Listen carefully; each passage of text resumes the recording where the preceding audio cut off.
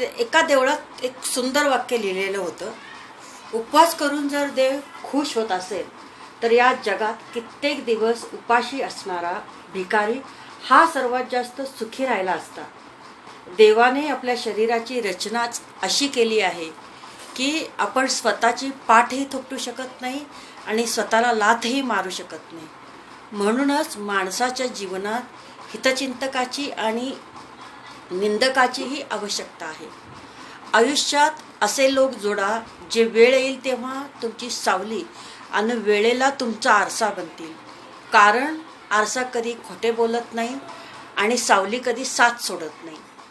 पूजा करायच्या आधी विश्वास ठेवायला शिका. बोलायच्या आधी ऐकायला शिका. खर्च करायच्या आधी कमवायला शिका. लिहायच्या आधी विचार करायला शिका. हार मानण्याआधी प्रयत्न करायला शिका आणि मरायच्या आधी जगायला शिका.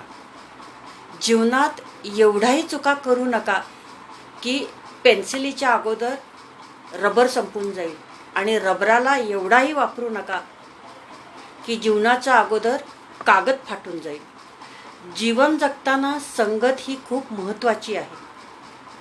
आपलं वय व पैसा यांच्यावर कधीच गर्व करू नका. कारण ज्या गोष्टी मोजल्या जातात त्या नक्कीच संपत असतात.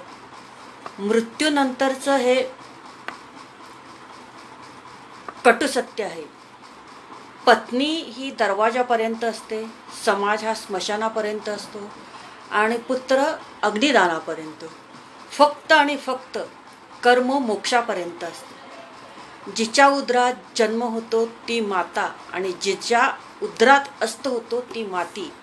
यातील वेलांटीचा फरक म्हणजेच माणसाचे जीवन. वाचा आणि पुढच्या ग्रुपमध्ये तुम्ही हा शेअर करा. जन्म दुसऱ्याने दिला, नाव दुसऱ्याने ठेवलं, शिक्षण दुसऱ्याने दिलं, रोजगार दुसऱ्याने दिला, इज्जत दुसऱ्याने दिली, पहिली आणि शेवटची अंघोळसुद्धा दुसरेच घालणार. मरणानंतर संपत्ती दुसरेच वाटून घेणार आणि स्मशानभूमीत दुसरेच घेऊन जाणार. तरी देखील संपूर्ण आयुष्यभर माणसाला कोणत्या गोष्टीचा गर्व असतो हे सांगणे मात्र कठीणच आहे. दुःख इतकं नशिबान आहे की ज्याला प्राप्त करून लोक आपल्या माणसांना आठवतात.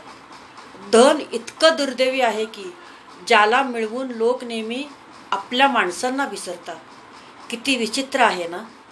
माणसाच्या शरीरात 70% पाणी आहे, पण जखम झाली की रक्त येतं आणि माणसाचं हृदय रक्ताचं बनलेलं असून हृदय दुखावलं की डोळ्यातून पाणी येतं.